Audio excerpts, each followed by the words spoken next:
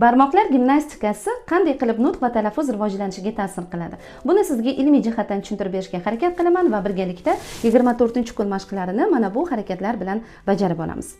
20-asr boshlarida mashhur kanadalik neyroxirurg olim Penfield miya po'stlog'i xaritasini tuzishga qaror qiladi va u bu ishini odamlarning ochiq miyasi operatsiyasi vaqtida amalga oshiradi.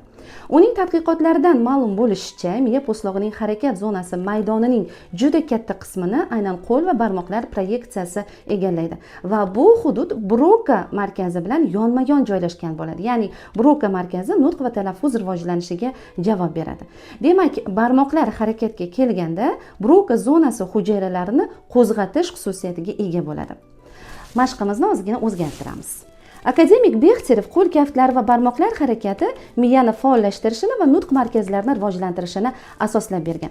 Keyinchalik fiziolog olima Koltsova bir tadqiqot o'tkazadi. Uning tadqiqotida bolalar ikki guruhga ajratiladi.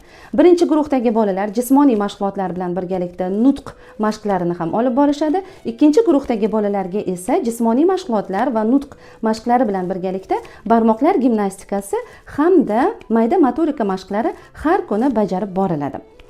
Va tadqiqot yakunida ma'lum bo'ladiki, aynan ikkinchi guruhdagi bolalarda, ya'ni barmoqlar gimnastikasi va mayda motorika bilan shug'ullangan bolalarda nutq 2-3 barobarga ertaroq va talaffuz yanada ravonroq bo'lishi aniqlangan.